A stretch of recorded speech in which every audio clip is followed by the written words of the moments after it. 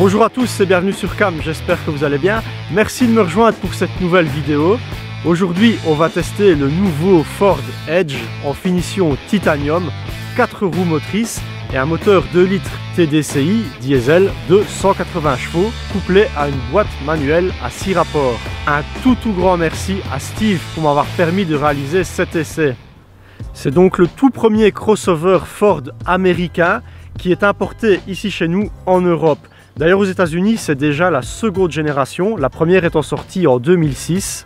On voit tout de suite que cette voiture est conçue pour le marché américain en priorité. Elle a tous les codes de style d'un vrai véhicule du pays de l'oncle Sam. Elle est très imposante avec une grosse calandre, c'est vraiment une voiture qui a de la prestance. Cette face avant justement, comment est-elle caractérisée? Eh bien tout d'abord par un gros capot assez droit qui présente de grosses nervures bien saillantes. On peut voir que l'ensemble des optiques et de la calandre est très bien intégré, c'est homogène. Les optiques ont une forme assez simple, mais cela dit, ils sont équipés au LED et ça c'est vraiment une bonne chose avec une signature LED et les projecteurs qui sont également en LED.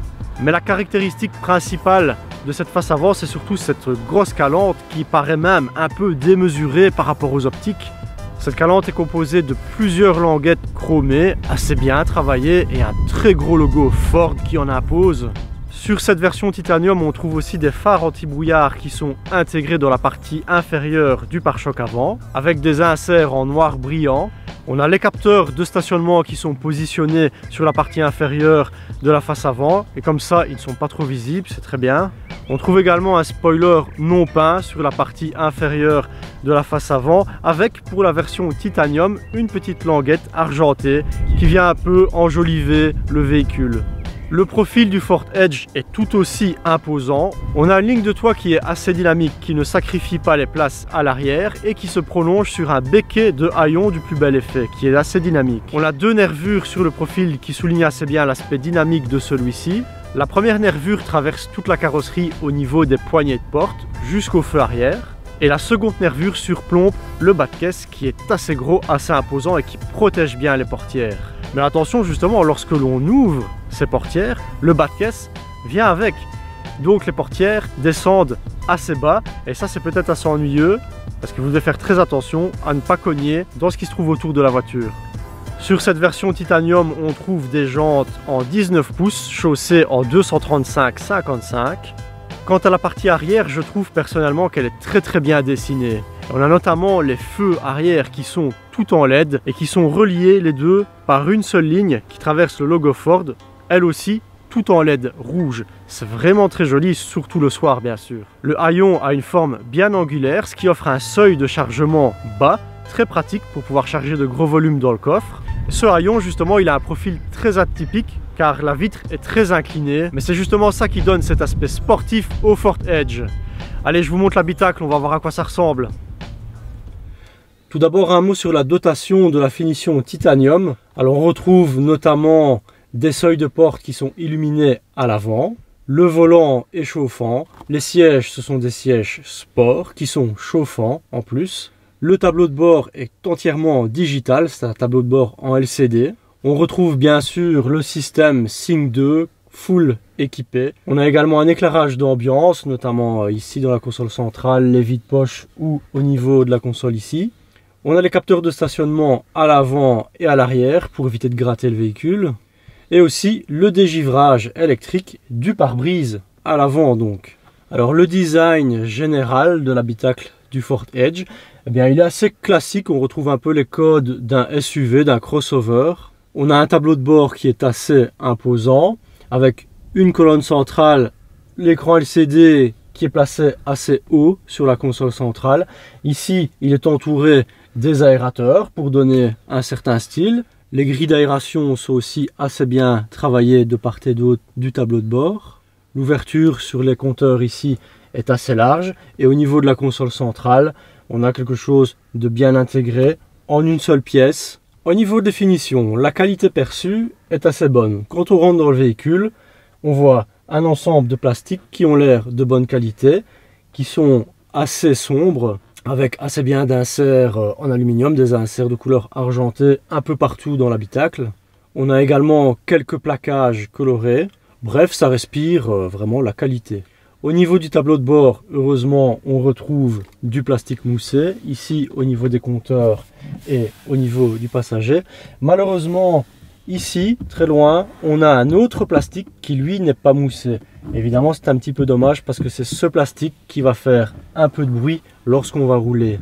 Le volant, très bien dessiné, gainé de cuir, ici, avec des commandes de part et d'autre et des petits inserts en aluminium. La console centrale est entourée de plastique moussé.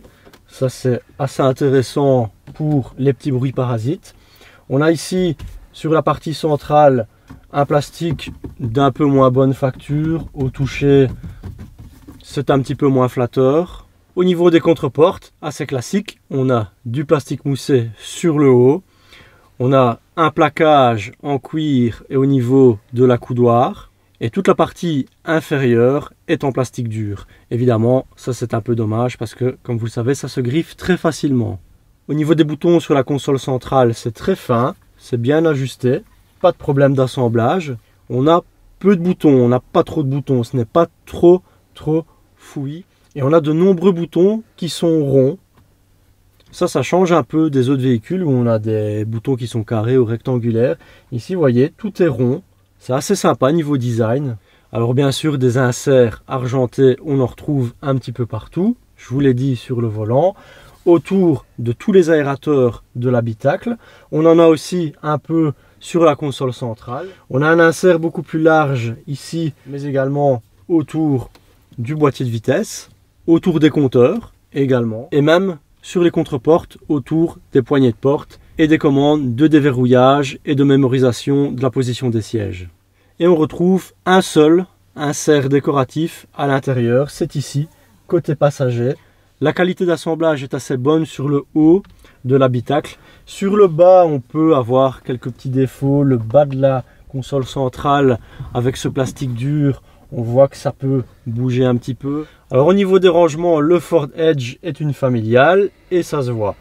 On a des vides-poches à l'avant et à l'arrière qui sont pas très grands, c'est vrai. On ne peut pas vraiment mettre une grande bouteille d'eau d'1,5 litre, mais plutôt une petite bouteille, voire seulement une canette. Par contre, on a ici, sur la console centrale, deux porte-gobelets.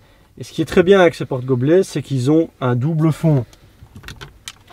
On peut mettre une canette. Si on veut mettre une bouteille d'1 demi-litre, c'est un peu trop haut. Alors on va retirer le fond. Et là, super, la bouteille d'1 demi-litre passe sans problème et ne vous gêne pas pour passer les rapports. Dans le deuxième porte-gobelet, on a aussi un petit cendrier qui peut aussi servir de place pour mettre des clés ou quoi que ce soit. On a la coudoir centrale qui bien sûr renferme tout d'abord un premier compartiment dans lequel on peut ranger certaines choses, un portefeuille, un téléphone, etc. Puis un second compartiment et celui-ci peut abriter une bouteille d'eau ou autre chose de 2 litres. On a à l'avant ici un rangement qui peut être utile pour le portefeuille ou quoi que ce soit d'autre. Également ici une petite trappe pour mettre les lunettes de soleil, facilement accessible. À gauche du volant, on a une autre petite trappe qui permet de ranger un petit peu de monnaie ou quoi que ce soit d'autre. Sur la console centrale, encore un rangement qui est très profond. Regardez, je peux carrément y glisser toute ma main. Derrière la console centrale, on a également un espace ici qui peut stocker le téléphone portable par exemple. Et puis bien évidemment, on a une boîte à gants qui n'est pas hyper profonde, mais qui est quand même assez profonde pour stocker tous les documents de bord, plus d'autres choses, ce que vous voulez. Dernière chose dans cet habitacle, les sièges. Alors ceux-ci sont recouverts du cuir Ebony, un cuir de très bonne qualité, qui est perforé sur certaines parties au niveau du dossier, au niveau de l'assise, et qui ne l'est pas au niveau latéral. On a un design des sièges qui est assez travaillé avec plusieurs parties différentes qui se côtoient. On a des coutures simples tout le long des rabats au niveau du dossier et au niveau des jambes avec un cuir qui est quand même assez mou, assez souple. Donc ça c'est très bien pour l'assise, c'est très bien pour le confort. Ce n'est pas trop dur comme dans les allemandes. On va voir ce que ça donne sur la route. Un point très important dans l'habitacle de ce Ford Edge, c'est le toit panoramique qui fait toute la longueur du toit. Et franchement, ça permet d'avoir beaucoup de lumière dans l'habitacle. C'est très agréable, surtout en roulant. J'aime vraiment beaucoup. Allez, c'est parti, on va démarrer avec ce Ford Edge. Tout d'abord, réglage de la position de conduite, bien sûr. On a un réglage 10 voies ici en option électriquement, super chouette. On peut avancer le siège, le reculer bien sûr. Le dossier, même chose, reculer ou avancer le dossier. On peut régler le siège en hauteur. Et également, on peut régler le basculement au niveau des jambes. Je ne suis pas du tout dépaysé, c'est exactement comme dans la Mustang. On a même le réglage lombaire avec une petite manette ici qui gonfle ou dégonfle le siège dans le bas du dos pour des trajets beaucoup plus confortables. L'appui-tête très chouette aussi car on sait l'avancer, on peut le reculer, on sait l'avancer un tout petit peu. Donc vous avez vraiment un très bon soutien de la tête et de la nuque, ça moi j'aime beaucoup. On peut comme ça avoir une très bonne position de conduite reposée. N'oublions pas la ceinture. Pour démarrer, c'est un démarrage sans clé.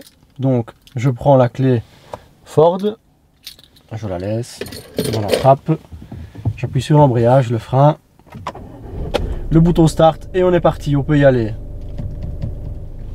Le frein à main sur ce Ford Edge, il est électrique. On tire dessus pour le mettre et on appuie pour le désenclencher. Et là, on peut y aller.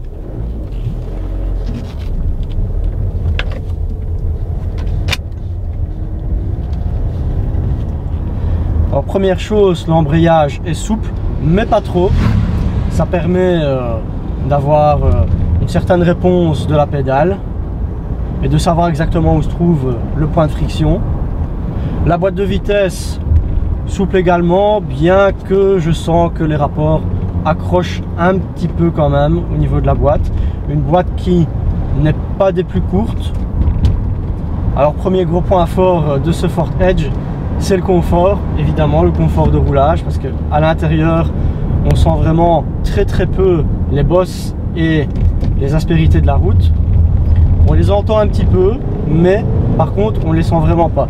Les suspensions ne sont pas trop en ressort comme ça, on ne se sent pas dans un bateau. C'est vraiment très agréable. On peut rouler sur des routes défoncées, c'est hyper confortable. Moi j'aime beaucoup. En plus, les sièges sont également confortables, on s'enfonce bien dedans. On est vraiment bien mis. Je retrouve le confort à l'américaine de la Ford Mustang. Ici on est sur des pavés et franchement, on les entend ces pavés, mais on les sent pratiquement pas. Et si on n'avait rien dans le coffre, franchement, on ne pourrait pas dire qu'on est sur une route en pavé. Au niveau de la direction, elle est assez égale, je dirais. C'est-à-dire qu'elle n'est pas trop molle. Elle est vraiment pas trop molle quand on est à basse vitesse. La direction conserve une certaine dureté. Du coup, on a tendance à sentir assez bien où les roues se pointe. Et ça c'est bien parce que généralement sur les grosses familiales comme ça, on a tendance à ne pas du tout sentir où pointent les roues, avoir une direction très légère. Ici, moi j'ai un très bon ressenti. Au niveau de la direction, il y a vraiment un bon toucher de route. Et ça permet de faire de bonnes manœuvres, voilà, de bien savoir exactement où on place la voiture. C'est très sécurisant parce qu'évidemment c'est une grosse voiture avec un gros gabarit, donc ça peut, on peut avoir une certaine appréhension au moment de conduire cette voiture. Et là directement avec la direction, moi j'ai un très bon contrôle de la voiture. Franchement c'est très bien. En fait la dureté de la direction est asservie à la vitesse. Donc plus vous roulez vite, plus la direction devient dure. Plus vous roulez lentement, plus elle est censée être légère. Cela dit, comme je vous le dis, même quand on roule très lentement, on sent quand même une certaine dureté mais qui reste très agréable.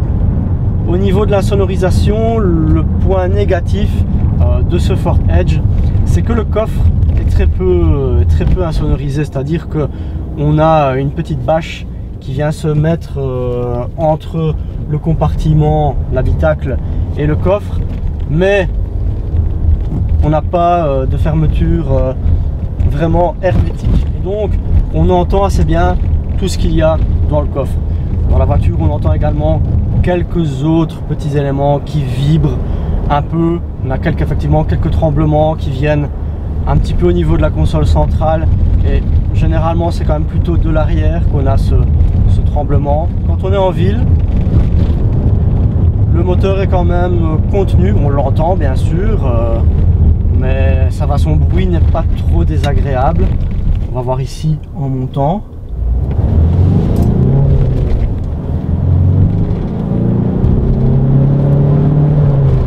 Voilà, le moteur se fait entendre, mais ça reste raisonnable. Sur l'autoroute, 120 km/h, ici on est sur une route qui est quand même un petit peu dégradée. On a un petit peu de bruit de roulement, mais ça reste assez contenu. Il n'y a pas vraiment de trop gros bruit au niveau périphérique, donc des bruits d'air. Au niveau des rétroviseurs, pourtant les rétroviseurs sont très gros. On aurait aimé peut-être que ce soit un petit peu mieux insonorisé pour les longs trajets. La visibilité, elle est très bonne dans son ensemble. À l'avant, évidemment, on a une très bonne visibilité grâce au grand pare-brise. Simplement, on a quand même de très gros montants de pare-brise ici, très visibles. C'est un peu dommage, surtout qu'on n'a pas de petites fenêtres, de petites glaces ici. Donc, c'est quand même assez masqué. Si vous avez un piéton qui traverse ou une priorité de droite, ça peut être problématique. Pour le reste, visibilité périphérique très bonne. Bon, évidemment, vous avez vu le gabarit de la voiture avec de très larges vitres, donc forcément on n'a pas du tout de mal à voir ce qui arrive par là ou par ici.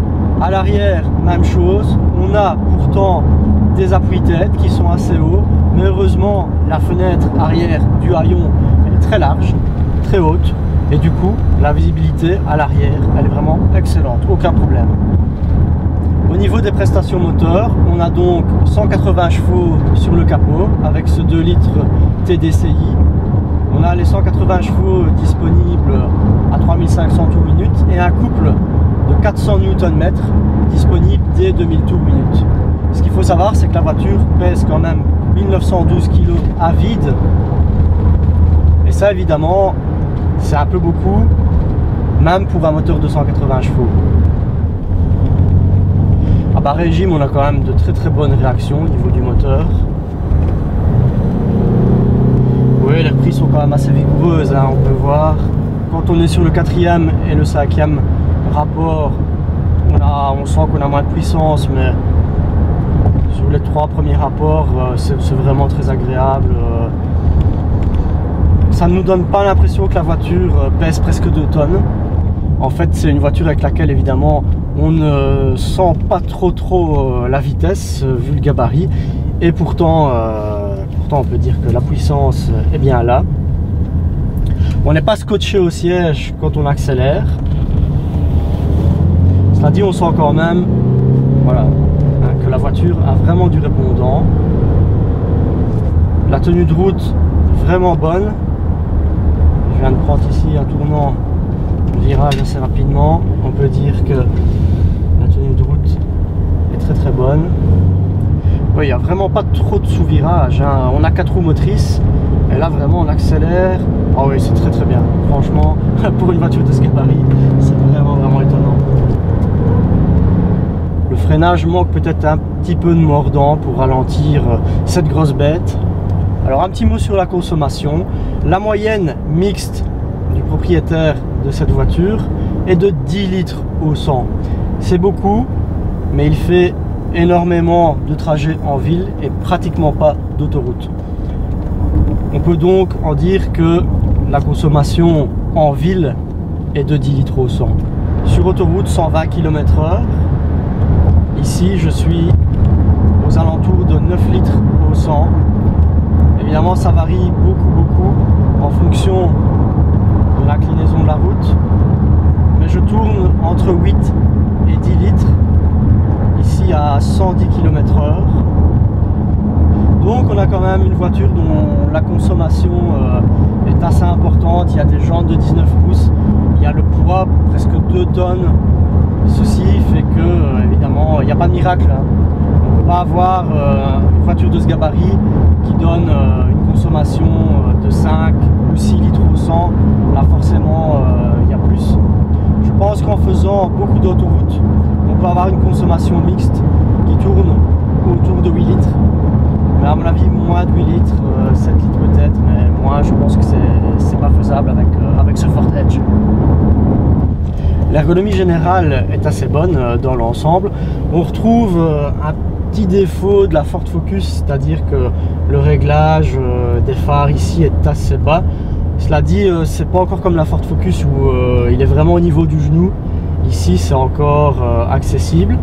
On a assez bien de commandes au volant. Ça peut être un peu rébarbatif au départ, mais en fait, quand on s'y habitue, elles sont très bien placées. C'est comme dans la Mustang, et les personnes qui sont habituées au Ford, c'est vraiment un peu toujours la même chose. Donc c'est assez simple à utiliser en fin de compte. L'écran du Sync 2, ce qui est bien, c'est qu'il est un tout petit peu incliné. Donc pour le manœuvrer, moi je trouve ça assez sympa. Il n'est pas encore trop loin par rapport au volant. Il est pratiquement vraiment à portée de main, je vais dire. Donc ça, c'est très bien. Les commandes de climatisation sont installées peut-être un peu bas par rapport au levier de vitesse. Ce qui fait que, en fait, si vous êtes en première, c'est peut-être un peu plus difficile d'aller changer la température ou d'aller mettre plus ou moins de ventilation, alors que si vous êtes en deuxième ou en quatrième, là c'est un peu plus facile parce qu'évidemment le levier de vitesse est à l'arrière. Pour le reste, c'est assez simple, c'est assez épuré. On a voilà, un gros bouton de volume ici, et les commandes principales sont tout à fait explicites, avec des boutons ronds comme j'en ai parlé tout à l'heure dans la présentation de l'habitacle. Donc c'est facile à utiliser, il n'y a pas trop de boutons. On est vraiment à l'aise.